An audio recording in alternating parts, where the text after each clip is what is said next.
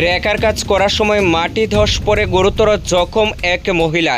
ঘটনা কাকরাবন থানার অন্তর্গত রানীর সংলগ্ন এলাকায়।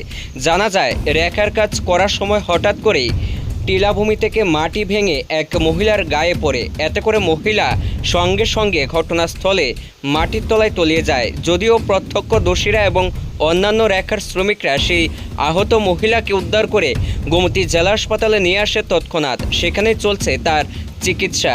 জানা যায়, রেখার কাজ চলার সময় এই দুর্ঘটনা সংঘটিত হয়েছে। যদিও বর্তমানে সেই মহিলা গোমতী জেলা হাসপাতালে চিকিৎসাধীন রয়েছে আশঙ্কাজনক অবস্থায়। কি বলছেন প্রত্যক্ষদর্শীরা, শুনুন। ঘটনাটা হয়েছে কি, রেখার কাজ করতে যায়, তো হঠাৎ করে মাটি আলাদা মাটি বসছে আর কি, মানে গায়ের পায়ের মধ্যে বাইকটা। আচ্ছা, কোন জায়গায় ঘটনাটা হয়েছে? তারপর রানি। আচ্ছা, রেখার কাজ করতে গিয়েছিল। আচ্ছা, এখন কোন জায়গায় নিয়ে আসছো? টেপানি হসপিটাল নিয়ে এসেছি, ডিস্ট্রিক্ট টেপানি হসপিটাল। নাম কি ওনার? হ্যাঁ, হালিমা বেবি।